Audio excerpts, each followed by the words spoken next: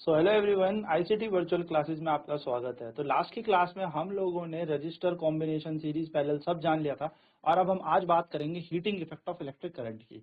तो होता क्या है, धारा जो होती है ना, यानी कि जो इलेक्ट्रिक करंट होता है उसके पास एक बहुत अच्छी प्रॉपर्टी है, वो हीटिंग इफेक्ट प्रोड्यूस कर सकता है। यानी कि जब हम किसी प्रतिरोध, किसी तार के अंदर से करंट को फ्लो करवाएंगे, धारा को फ्लो करवाएंगे, तो हो क्या जाएगा, वो धारा क्या हो जाती है, उसके अंदर हीटिंग इफेक्ट शो कर देती है, यानी कि उसको ऊष्म प्रभाव देती है। तो अब हम यही बात करेंगे और यहां से न्यूमेरिकल बनते हैं। तो फटाफट से मैं आपको समझाता हूं कि आपको कौन कौन से फॉर्मूले यहाँ पे डिराइव करना है और कौन कौन से फॉर्मूलों की हमने यहाँ पे चर्चा करनी है। तो देखिए, बात करेंगे हम heating effect of electric current की। हीटिंग इफेक्ट ऑफ इलेक्ट्रिक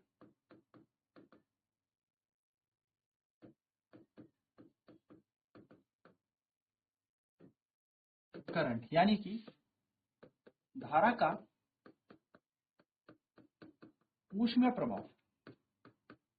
अब जो धारा होती है, यानी कि किसी तार पे अगर करंट फ्लो करे तो ये धारा, यानी कि ये करंट इस तार को क्या कर सकती है, हीट प्रोड्यूस कर सकती है, जिसके ऊपर हमारे उपकरण चलते हैं, जैसे गीजर हो गया, या हमारे पास जो इस्त्री जिसको हम प्रेस बोलते हैं, इलेक्ट्रिक आयरन, ये सारे इसी पे वर्क करती है ना। आपने देखा होगा हीटर में जैसे ही हमने एक बटन दबाया, स्विच ऑन किया, हमारा हीटर क्या करने लगेगा, एकदम से गर्मी, यानी कि जलने लगेगा, धीरे धीरे उसके अंदर क्या आ जाएगी, हीटिंग आने लग जाएगी, और वो हीट से हम क्या कर सकते हैं, पानी गर्म कर सकते हैं, हम उसे सेक सकते हैं। यानी कि कई बार लोग हीटर भी सेकते हैं ठंडियों के टाइम पे, आपने देखा भी होगा। तो हीटिंग इफेक्ट बेसिकली क्या होता है, heating effect is nothing, heating effect एक धारा का प्रभाव है। तो धारा जब किसी एक तार पे जाएगी तो क्या प्रभाव पड़ाती है, यहाँ पर देती है हीटिंग इफेक्ट। अब एक छोटी सी बात आपको याद रखना है, जो हीट है, यानी कि जो ऊष्मा है, ये एक प्रकार की ऊर्जा होती है। क्या होती है, ऊर्जा, यानी कि एक एनर्जी होती है। एक छोटी सी हिंट आपको दिमाग में रखनी है कि जो ऊर्जा होती है वो एक प्रकार की, ऊष्मा जो होती है एक प्रकार की ऊर्जा होती है, यानी कि जो हीट है एक प्रकार की एनर्जी है। और एनर्जी को ही हम लोग वर्क भी कहते हैं, है ना। ऊर्जा को ही हम लोग कार्य भी कहते हैं, ये बात भी हम जानते हैं। तो बस छोटी सी बात आपको याद रखनी है कि जहां पर भी हम एनर्जी निकालने की बात कहेंगे, वहां पर आपको यहाँ पर ऊर्जा का सूत्र याद रखना है। तो चलिए बात करते हैं इसके सूत्रों की, कि क्या हीटिंग इफेक्ट के फॉर्मूले बनने वाले हैं। तो याद रखेंगे, हीटिंग इफेक्ट होता क्या है, when current flows through a high resistor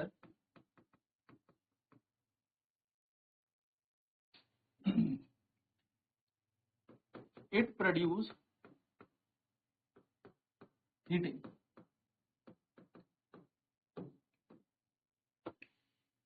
जब धारा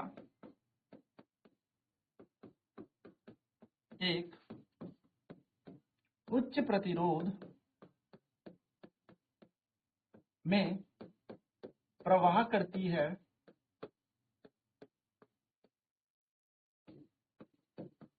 तो वह ऊष्मीय प्रभाव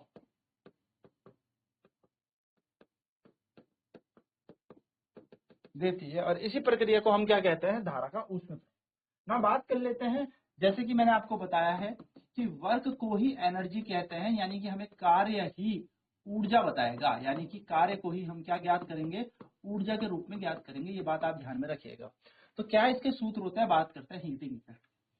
तो मान लिया आपने एक, आपके पास तार है जिसका रेजिस्टेंस R है, जिसका प्रतिरोध R है, ठीक है, और इसके पास कितनी धारा प्रवाहित हो रही है, I प्रवाहित हो रही है ना।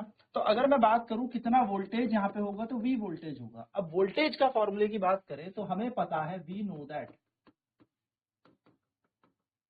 हमें पता है V इज इक्वल्स टू होता है वर्क डन अपॉन चार्ज। हम सबको पता है कि जो विभव होता है, यानी कि जो पोटेंशियल होता है या वोल्टेज होता है, वो कार्य बटे आवेश होता है, ठीक है। अब कार्य अगर हम यहां से निकाले तो वो निकलेगा VQ। तो बॉक्स नंबर 1 बना के हमने इस फॉर्मूले को रख लिया, क्योंकि देखो कार्य ही ऊर्जा होता है, दिमाग में रखना है। कार्य यानी कि वर्क ही क्या है, एनर्जी है। कार्य ही क्या है, कार्य ही ऊर्जा है। ये बात आपको ध्यान में रखनी है। तो हम यहाँ पर ये कह सकते हैं कि यहाँ पर जो ऊर्जा है वो H है, तो H बराबर आ गया VQ। H यहाँ पर मैंने क्या नाम दे दिया, हीटिंग इफेक्ट को नाम दे दिया, हीटिंग, यानी कि मैंने ऊष्मा का नाम H ले लिया, ठीक है। H यहाँ पर ऊष्मा है, ठीक। तो H बराबर V क्यों, क्योंकि कार्य ही ऊर्जा है, तो कार्य की जगह मैं क्या लिख सकता हूँ, ऊर्जा लिख सकता हूँ, ऊष्मा लिख सकता हूँ। पहला बॉक्स हमारा ये बन गया, यानी कि H बराबर हमारे पास क्या सूत्र बन गया, सूत्र बन गया V into Q. Now we also know that, हमें पता है कि धारा बराबर होता है आवेश बटा समय। धारा बराबर आवेश बटा समय, तो आवेश बराबर क्या हो जाएगा, धारा गुणा समय। इस Q को यहां लगाएं, पुट इन इक्वेशन फर्स्ट, पहले समीकरण पे रखें।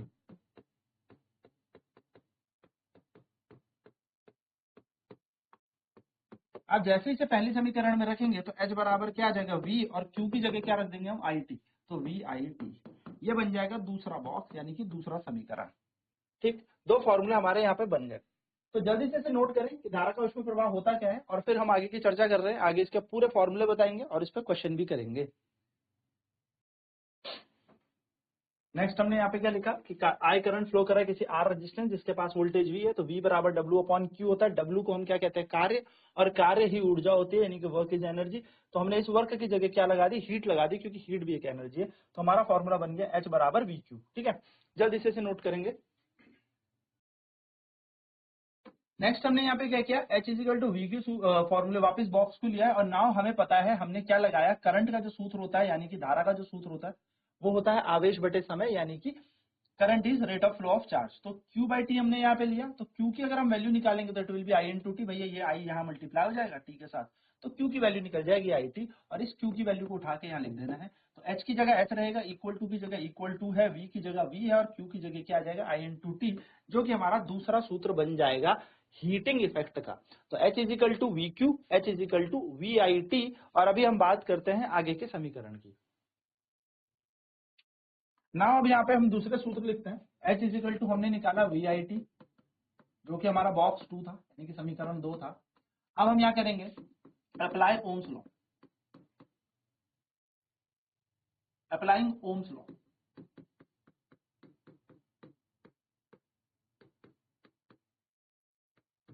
ओम का नियम लगाते हैं हम।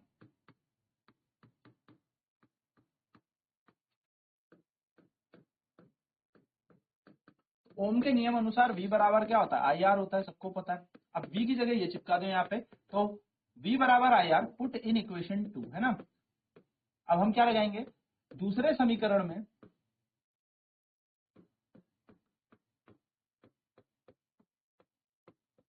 तो हम इसे दूसरे समीकरण में रखते हैं। तो V को हमने यहाँ रखा, तो H बराबर H, V की जगह आएगा IR, और यहाँ पे क्या है I इंटू टी।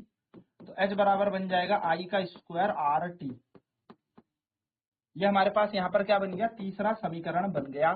ठीक है, हमने क्या किया, ओम्स लॉ का V उठाया और यहाँ लगा दिया, तो H की जगह H, V की जगह आ जाएगा IR, और I इंटू टी बन जाएगा यहाँ पे। तो I गुणा I बनता है I का स्क्वायर RT। तो हमारे पास H यानी कि हीटिंग इफेक्ट का तीसरा फॉर्मूला आ गया, H is equal to I square RT।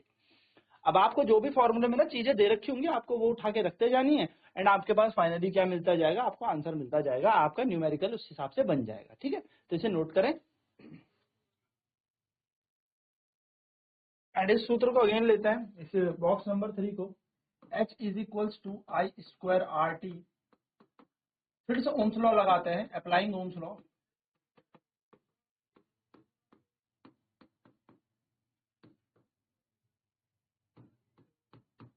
ओम के नियम अनुसार V बराबर IR होता है। अब यहां से I का मान निकालो, तो I बराबर V बाय R होता है। पुट इन इक्वेशन थर्ड, तीसरे समीकरण पे रखने पर, तो इसे तीसरे समीकरण में रखते हैं। तो जैसे इसे तीसरे समीकरण में रखोगे, देखो H H ही रहेगा, I का स्क्वायर है, तो I का स्क्वायर क्या बन जाएगा, V बटा R का स्क्वायर।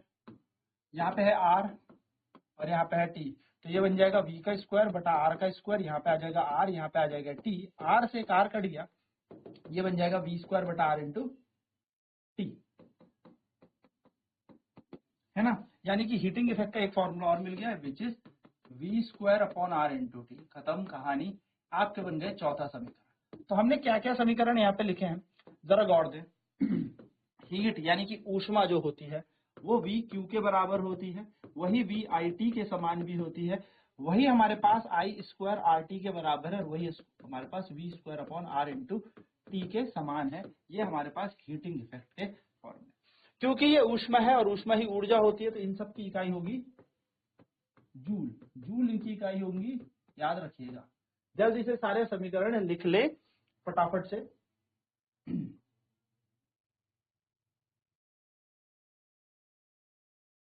ठीक है, तो H is equal to V square upon R into T हमारा चौथा समीकरण हो गया। ये हमारे पास सारे समीकरण हो गए।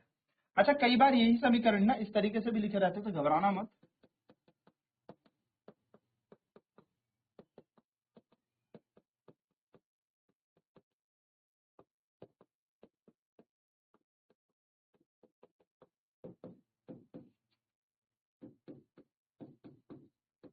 ये इस तरीके से भी लिखे रहेंगे। सर ये 0.24 का क्या मतलब है? तो 0.24 से मतलब है कि ये सारी इकाई तो अभी किसमें चल रही थी? जूल में, अब ये चलने लगी है कैलोरी में।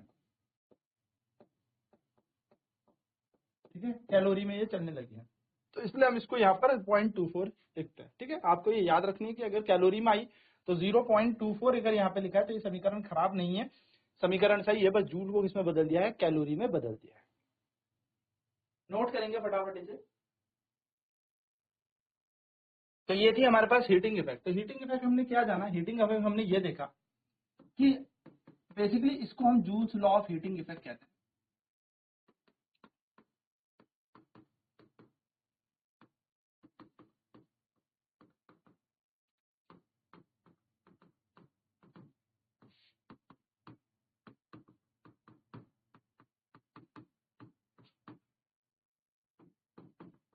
जूल का उसमें प्रभाव का नियम ये हमारे पास होता है। ठीक है, क्या बताता है कि जो भैया करंट जितना ज्यादा फ्लो करोगे उतना ज्यादा आपके पास क्या होगा? हीट होगी।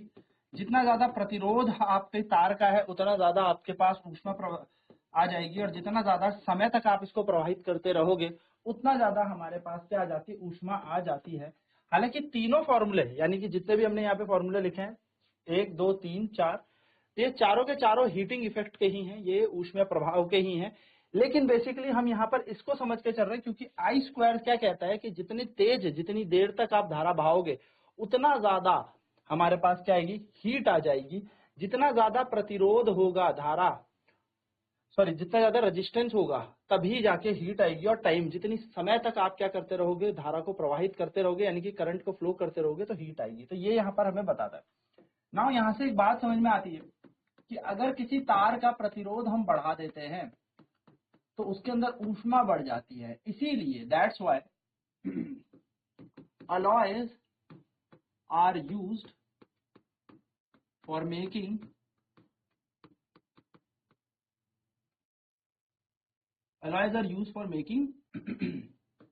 electric heating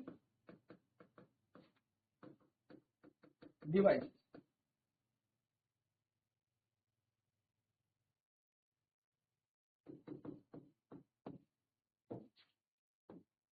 यानी कि इसीलिए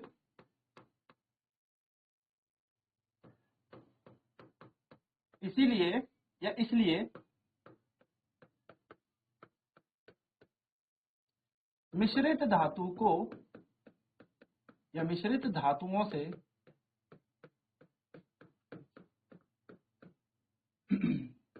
वैद्युत ऊष्मीय यंत्र बनाए जाते हैं। क्यों? क्योंकि अलॉय का रेजिस्टेंस आता है, क्योंकि अलॉय जो होते हैं यानी कि मिश्रित धातुओं का प्रतिरोध ज्यादा होता है।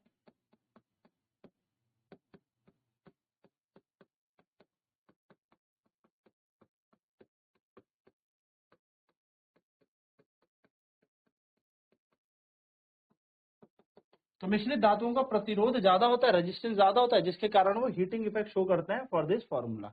ठीक है, तो आपसे अगर क्वेश्चन पूछा जाएगा नाइक्रोम की तारे क्यों यूज करते हैं, तो नाइक्रोम का प्रतिरोध बहुत ज्यादा है अगर उसका प्रतिरोध ज्यादा है तो वो हीटिंग इफेक्ट शो करता है, वो शो करता है ऊष्मीय प्रभाव। ठीक है, तो चलिए इस पे एक क्वेश्चन कर लेते हैं। फॉर्मूला मैं आपके लिए यहाँ पे लिख देता हूँ, पहले हीट के सारे फॉर्मूले मैं फिर से लिख रहा हूँ जिससे आपको याद रहे कि हमें कौन से फॉर्मूले लगाने हैं।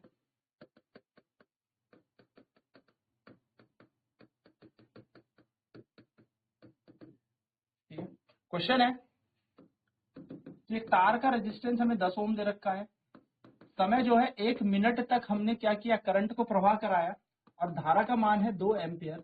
आपसे पूछा है कि इसके अंदर कितनी ऊष्मा होगी। जल्दी से इसका आंसर निकालेंगे।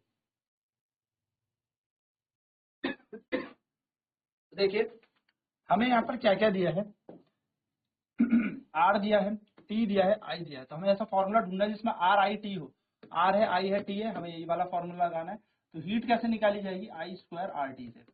नाउ सवाल क्या है सर कि आई का स्क्वायर तो हम कर देंगे, 2 का स्क्वायर, आर की जगह हमें आर लिखना है 10 और टी की जगह हमें 1 लिखना है ना, नहीं गलत। टाइम है 1 मिनट, तो इस 1 मिनट को आप सेकंड में बदले क्योंकि तभी जाके आपकी ऊष्मा जूल में आएगी। ठीक है, याद रखिएगा 1 जूल जो होती है वो होती है 1 केजी मीटर स्क्वायर पर सेकंड का स्क्वायर।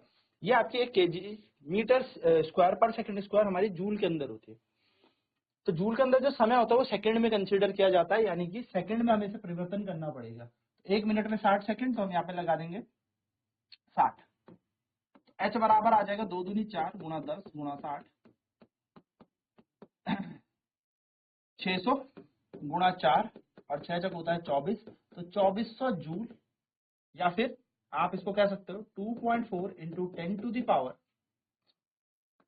3 जूल। तो हो सकता है आपके पास एक क्वेश्चन की इस तरीके से लिखा हो। ठीक है, मर्जी वही करना उसी तरीके से, बस यहाँ पर थोड़ा सा परिवर्तन है। इतना भी छोड़ के आओगे पेपर में तो भी कोई दिक्कत नहीं, नंबर पूरे मिलेंगे। ठीक है, तो जल्दी से इसे नोट करें, फिर अगला न्यूमेरिकल करते हैं। चलिए एक अगला क्वेश्चन इस पे करते हैं।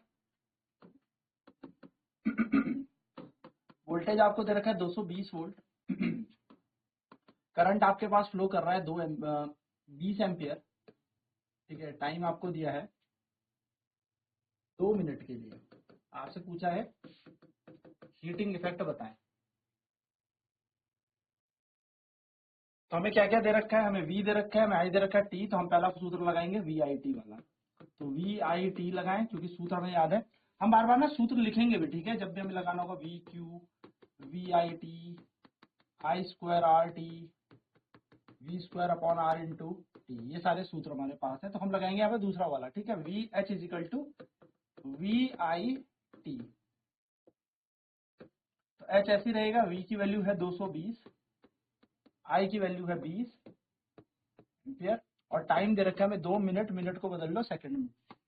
H बराबर 220 गुणा 40 गुणा 60, पॉइंट 22 4 6 और मैंने 1 2 3 0 7 लिख के 1000 बना दिया। ठीक है, तो 6 चक 24, 22 गुणा 24 गुणा 1000, यानी कि 24 को गुणा कर लेते हैं 22 से, तो 4 दूनी 8, 2 दूनी 4, 4 दूनी 8, 2 दूनी 4, 8 12 और ये आएगा 528।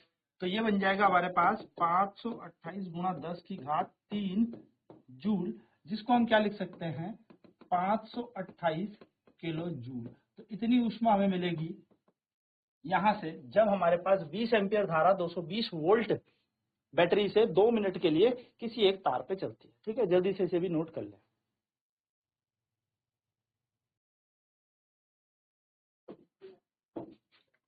Next, a charge of 2 coulomb is flowing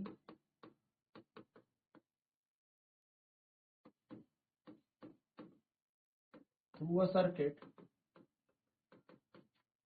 when a 10-volt battery is applied.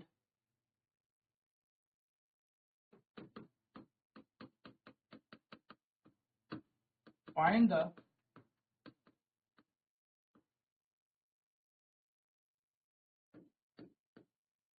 energy heat produced by the charge.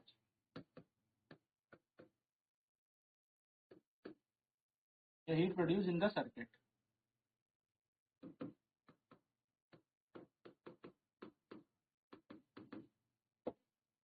Question कह रहा है 2 कूलम का आवेश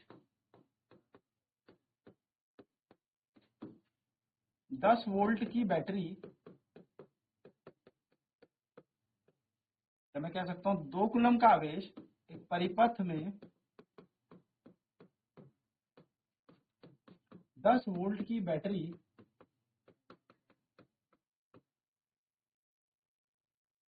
जब लगाई जाती है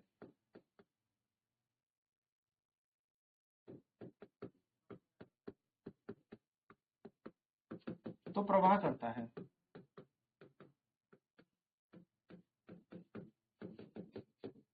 परिपथ में कुल ऊष्मा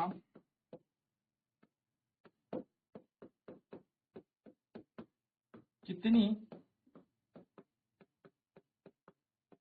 होगी, यानी कि आपको टोटल हीट निकालनी है कि ये 2 कूलम का आवेश 10 वोल्ट की बैटरी से फ्लो कर रहा है तो सर्किट में कितनी हीट जनरेट होगी। ठीक है, जल्दी से इसका आंसर निकालें। तो क्या दे रखा है हमें आवेश गिवन है, यानी कि हमें चार्ज दे रखा है 2 कूलम और हमें वोल्टेज दे रखा है 10 वोल्ट। हमें हीट निकालनी, तो हीट का फॉर्मूला होता है V इंटू क्यू। H बराबर V की जगह रखेंगे 10 और Q की जगह रखेंगे और 20 जूल हमारे पास ऊर्जा आ जाएगी, 20 जूल। ठीक है, सिंपल तो ये क्वेश्चन था। हमें क्या वैल्यू दे रखी है, हमें क्या दे रखी है 2 कूलम और साथ साथ में हमें 10 वोल्ट की बैटरी दे रखी है। हमें सिंपल क्या निकालनी है, हीट का फॉर्मूला होता है V इंटू क्यू, तो 10 इंटू 2 यानी कि 20 जूल। ठीक है, नोट करेंगे इसे। अगला क्वेश्चन है, आपको चार्ज दे रखा है 5 कूलम, समय दे रखा है जो प्रवाह कर रहा है 1 सेकंड के अंदर। ठीक है, और आपको यहाँ पर वोल्टेज दे रखा है 20 वोल्ट। आपसे हीट पूछिए, निकाल सकते हैं। तो सिंपल सा फॉर्मूला हमारे पास H is equal to V into Q. हमें टाइम से कोई लेना देना नहीं। V कितना दे रखा है 20 और Q कितना दे रखा है 5, तो 20 × 100 जूल आपका आंसर आ जाएगा। तो आपको सीधे फॉर्मूले में जो चीज दे रखी है उसको रखना है और आपका आंसर आपके पास है। तो आई होप ये समझ में आ गया होगा। तो नेक्स्ट क्लास में हम इसके आगे चर्चा करेंगे। मिलते हैं नेक्स्ट क्लास में। Till then bye bye, take care. ICT virtual classes में जुड़ने के लिए धन्यवाद। आपका दिन शुभ हो।